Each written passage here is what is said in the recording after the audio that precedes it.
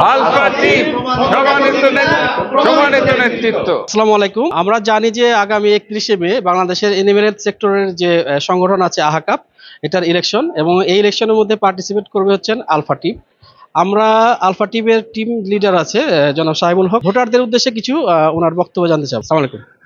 ওয়ালাইকুম আসসালাম।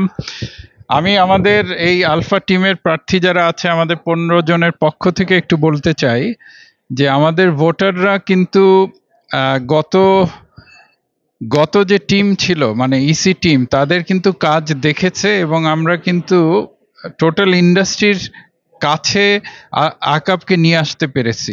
আকাপ কিন্তু ইন্ডাস্ট্রির বাইরে কিছু না। আমরা যদি বলি টোটাল ইন্ডাস্ট্রির আমরা বোধহয় 5 to 10% খুব বেশি হলে আমরা কন্ট্রিবিউট করি। তা আমাদের কিন্তু ইন্ডাস্ট্রিকে নিয়েই কাজ করতে হবে, কারণ ইন্ডাস্ট্রির সমস্যাগুলোই হচ্ছে আকাবের সমস্যা, আকাবের সমস্যাগুলোই কিন্তু ইন্ডাস্ট্রির সমস্যা। তো এই সমস্যাগুলো নিয়ে যদি আমরা একটা কাজ করতে চাই, যে কাজগুলো আমরা ধারাবাহিকতাটা শুরু করেছি, যেই মোমেন্টামটা আমরা শুরু করেছি, এই মোমেন্টামটা যাতে কোনোভাবে শেষ না হয় বা থেমে না যায়। তো এই 15 জনের টিমই যদি আমরা জিতে আসতে পারি, তাহলে আমি বলবো যে আমাদের মোমেন্টামটা আমরা ধরে রাখতে পারছি। এবং আমরা যেই কাজগুলো করেছি, যেমন আপনারা জানেন আইপিওতে বেশ কিছু চেঞ্জেস আমরা আনছি, বেশ কিছু অযৌক্তিক টেস্ট রিপোর্টগুলো আমরা উঠাতে পারছি বলে মনে হচ্ছে, যেটা কিছুদিন পরে বাজেট ঘোষণা হলে হয়তো আমরা জানতে পারবো।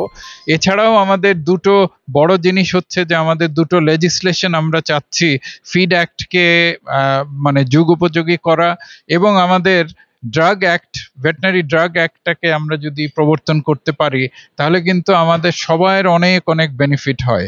এই মুহূর্তে আমাদের অনেকগুলো সমস্যা হচ্ছে, যেহেতু আমাদের প্রোডাক্টগুলোর যথাযথ মানে মানে ব্যাখ্যা কেউ দিতে পারে না। এই ব্যাখ্যাগুলো আমাদের দিতে হবে। আমাদের ইউনিভার্সিটির যারা প্রফেসর আছেন ওনাদেরকে নিয়ে, ডিএলএস এর লোকজনকে নিয়ে আমাদের কিন্তু কিছু সভা করতে হবে, যেখানে আমরা সুষ্ঠুভাবে আমাদের প্রোডাক্টগুলোর ব্যাখ্যা দিতে পারি। এবং এটা যদি দিতে পারি, এই ধারাবাহিকতা রাখতে পারি, তাহলে কিন্তু আমরা আপনাদের সবার জন্য কাজ করতে পারি।